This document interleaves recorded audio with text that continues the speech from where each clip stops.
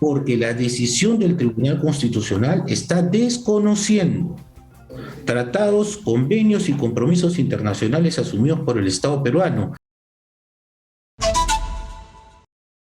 Antes de ir a la pausa, decía el doctor Adrián Sen que por supuesto hay que aceptar las resoluciones de en este caso del Tribunal Constitucional, pero también esas decisiones son pasibles de críticas, y es la que vamos a escuchar ahora mismo. Qué gusto saludarle, doctor Adrián Sen, nuevamente. Gracias por estar con nosotros, y nos decía que iba a hacerle, en todo caso, a partir de su opinión, algunas críticas a la decisión del tribunal. Le escuchamos. Manuel, en efecto, ejerciendo este derecho constitucional de tener la posibilidad de criticar las resoluciones, las sentencias, y además teniendo en consideración, te decía Manuel, que ya en sede nacional el proceso ha concluido. Cuando alguien no siente satisfacción por una decisión vinculada a la vulneración de derechos fundamentales, tiene la posibilidad de recurrir a la sede internacional, es decir, a la Corte Interamericana de Derechos Humanos, y yo entiendo, por los primeros mensajes que ya han trascendido, que ese es el destino que va a seguir esta decisión. Ahora, hay que cumplirla, hay que ejecutarla. Entonces yo no dejo de creer que en los días próximos seguramente se cumplirá con el procedimiento y el ciudadano Fujimori podrá salir en libertad.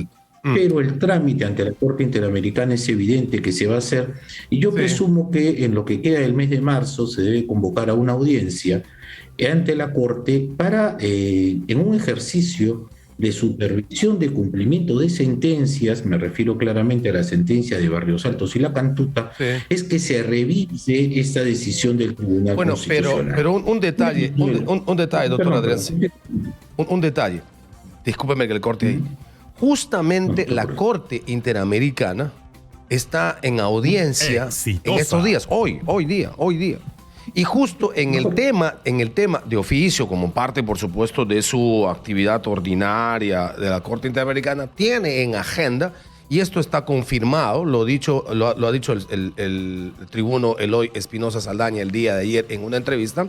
La Corte Interamericana está convocada, está en audiencia y tiene en agenda la supervisión de las sentencias en los casos Barrios Altos y La Cantuta ahora mismo. Ahora, los familiares han presentado un recurso, me imagino, en ese sentido de revisión y de supervisión de esa sentencia, de cumplimiento de esa sentencia, no ayer ni lo van a hacer hoy, lo han hecho antes de ayer, precisamente estableciendo el tema de correlación de fuerzas, sabiendo lo que iba a ocurrir, los familiares se anticiparon. Entonces, es posible, sería posible que establecida ya la agenda, vean ahora mismo y en las próximas horas el tema. Es muy posible que ocurra, Manuel, es muy posible que ocurra. Sin embargo, la Corte no va a tomar una decisión en esta audiencia. Probablemente hará un comunicado, probablemente hará una invocación, pero la decisión la va a tener que tomar el colegiado, como ya lo hizo en el año 2018, Manuel. Y en el año 2018, primero la Comisión y después la Corte fueron muy claras en destacar que el sistema interamericano rechazaba cualquier forma de otorgamiento indebido de beneficios que pudieran alterar la ejecución o el cumplimiento de sus sentencias. Tanto más cuando se estaba frente a casos de graves violaciones de los derechos humanos. En este caso, la Comisión y luego la Corte dijeron con absoluta claridad que el derecho internacional de los derechos humanos prohibía la aplicación de amnistías, indultos u otros excluyentes de responsabilidad a personas que han sido encontradas por graves crímenes en contra de los derechos humanos.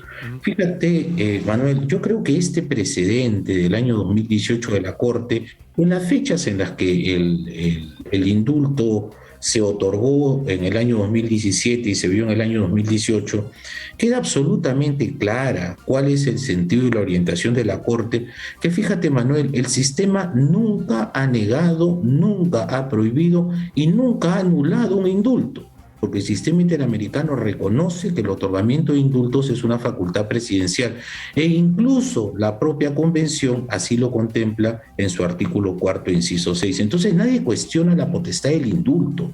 Lo que se cuestiona en el indulto que se le otorgó a Fujimori fueron las condiciones y la forma como se llevó adelante ese procedimiento administrativo.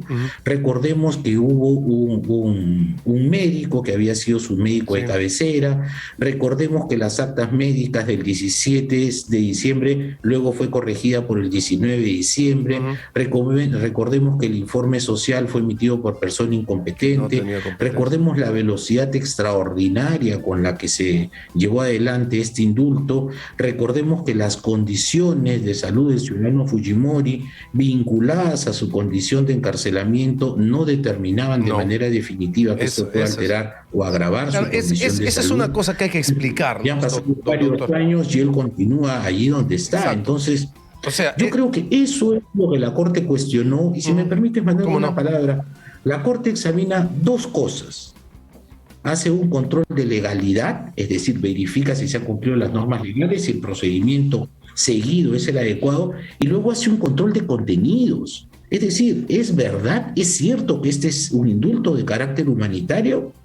Y eso me parece que en esta oportunidad tampoco va a ser superado por las condiciones en las que se está brindando.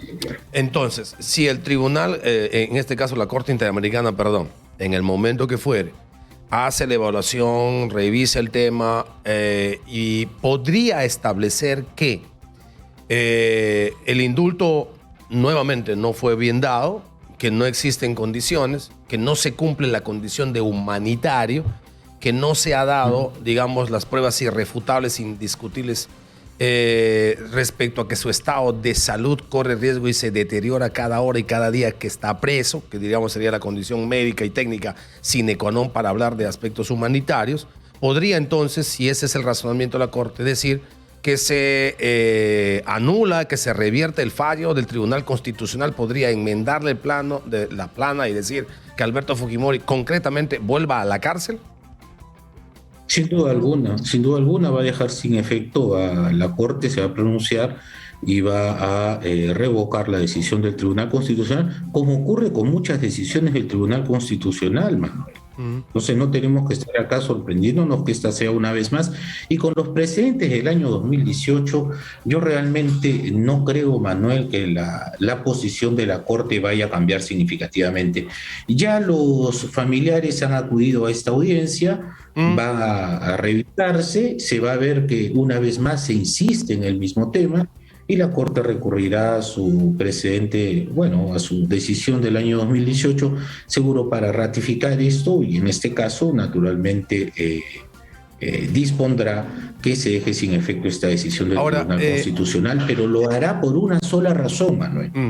Lo hará porque la decisión del Tribunal Constitucional está desconociendo tratados, convenios y compromisos internacionales asumidos por el Estado peruano, que tienen que ver con la normatividad y que tienen que ver con la jurisprudencia que al respecto ya se ha emitido. Y esta es coincidente al decir que se ha referido que se deben suprimir los efectos de efectuar cualquier tipo de otorgamiento indebido de beneficios en la ejecución de la pena. Ha insistido además en su resolución de aquel año declarar que el Estado no ha dado cumplimiento total a la obligación de investigar, juzgar y, de ser el caso, sancionar graves violaciones de los derechos humanos en las sentencias emitidas en Barrios Altos y La Cantuta. No me sorprendería, Manuel, que la decisión en esta oportunidad vuelva a ser coincidente. Pasarán algunos meses, seguro que sí. Pero me parece que es el destino final de la decisión. Acabamos de conversar con el abogado que presentó el recurso, el señor Parco. Y él dijo que, primero reconoció, tal como yo lo había dicho ayer Eloy Espinosa Saldaña también, que era un recurso de 5 hojas. Incluso le sacó la lengua al señor Nakazaki y le dijo, él presentó 400 hojas y no pudo. Yo presenté 5 y conseguí. Y la argumentación es la siguiente. Un juez penal no es competente para anular una resolución suprema en el marco de una prerrogativa constitucional que tiene el presidente de la República. Estableciendo esa no competencia, pide, por supuesto, el asunto de lo que ha pedido, ¿no? La reversión, en todo caso, la anulación de la decisión de este juez penal o del juzgado penal o del colegiado penal, amparado en el asunto bien concreto y bien específico que, según él, establecen los códigos y las leyes para qué exactamente está un juez penal. Ese razonamiento, entiendo que sobre ese razonamiento tiene que pronunciarse el Tribunal Constitucional, porque ese es, digamos, el razonamiento que se ha planteado para solicitar lo que se ha solicitado, que es el tema de la anulación de la Corte Suprema, que anulaba al mismo tiempo el indulto de Alberto Fujimori. ¿Qué le parece ese razonamiento del abogado Parco? Exitosa. Bueno, el del abogado y además el que aparentemente la mayoría del tribunal ha tenido por cierto, por válido, yo estoy totalmente en desacuerdo, absolutamente en desacuerdo. Y le digo por qué, Manuel. Mire, las habeas corpus se interponen ante el juez penal. Ese es el procedimiento regular. Segundo, Manuel, nada está exento del control constitucional. Nada ni nadie. Ni el presidente de la República está exento del control constitucional. Y ahora el de convencionalidad también. ¿Qué dice la Constitución? Que todos los actos administrativos son revisables en sede jurisdiccional. Es decir, las decisiones que se tomen en ejercicio de función administrativa se pueden impugnar en sede judicial. ¿Qué se ha hecho? ¿Quién revisa si lo que ha hecho el presidente de la República está conforme o no? Fíjate, Manuel, téngase presente que estamos hablando de una resolución suprema, la número 281-2017 Justicia. Es decir, de un acto administrativo. Una resolución suprema emitida por el presidente de la República con rúbrica del entonces ministro de Justicia, el señor Mendoza. Ese acto administrativo es revisable en sede judicial. Y a quien le correspondía era el juez penal, tratándose del el control constitucional de esta disposición, y cuando no, repito, el control convencional. A mí me parece absolutamente válido que el juez haya sido quien lo haya revocado, y en su momento Núñez Julca y luego la sala de la Corte Suprema que vio el caso. Correcto. Perfectamente válido. Correcto. No entiendo cuál es el razonamiento del tribunal para pretender desconocer aquello que procedimentalmente está previsto. ¿O es que se pretende decir que porque el presidente tiene la facultad de indultar, nadie puede revisar o cuestionar sus indultos? O eso es revisable, ¿no? en sede constitucional, que es lo que argumenta en este caso el señor Parco, y no en sede penal. Pero en fin, eso solamente lo vamos a conocer cuando se establezca y se conozca la resolución del tribunal. Pero una cosa también es muy importante, Manuel. Tú dices algo que es absolutamente importante. Tenemos la decisión, pero no conocemos los contenidos. Claro. Y ya se han dado a conocer algunas discrepancias al interior del colegiado constitucional, así que sería interesante conocer el voto de la mayoría y también los votos una cosa final, doctora Adrián. Algunos están diciendo, si un presidente da, un presidente quita. Si PPK ha dado el indulto, Castillo podría quitar el indulto, anular el indulto, y ahí sería ya otra discusión. Ya no estaríamos hablando sobre el indulto y lo que ha generado el indulto. Una revisión en sede penal, una revisión en colegiado penal y después finalmente en el Tribunal Constitucional. Sino que empezaría como de cero. ¿Eso es posible desde el punto de vista legal? ¿Pedro Castillo podría anular ese indulto en su condición de presidente de la República? Mira, Manuel, el único en este momento con facultades para emitir resoluciones supremas es el presidente de la República. Nadie más que el presidente de la República emite resoluciones supremas. Rubrican junto con él los ministros de cada sector, pero el presidente de la República es una resolución suprema en sí mismo. Ahora bien, no recuerdo, y yo tengo alguna memoria jurídica al respecto, ningún indulto otorgado por un presidente que haya sido revocado por otro. Ahí están los cuestionamientos a los indultos otorgados en el gobierno de transición de Paniagua, a los indultos de Toledo, los propios indultos de Alan García en su segundo gobierno. Que él sí anuló los suyos, ¿no? Uno de esos indultos fue revocado por presidente posterior, ¿no? Entonces, hay una lectura... Pero podría legalmente... Mira, hay alguna lectura que dice que si un presidente otorga un indulto, solo él podría revocarlo. Porque vamos, el indulto es una gracia que otorga un presidente concretamente. Sin embargo, si tú vas al derecho administrativo puro y duro, positivista, tú dirás una resolución suprema mata otra resolución suprema. Entonces el presidente Castillo podría sacar una resolución suprema idéntica a la 281 del 2017 de PPK, dejándola sin efecto.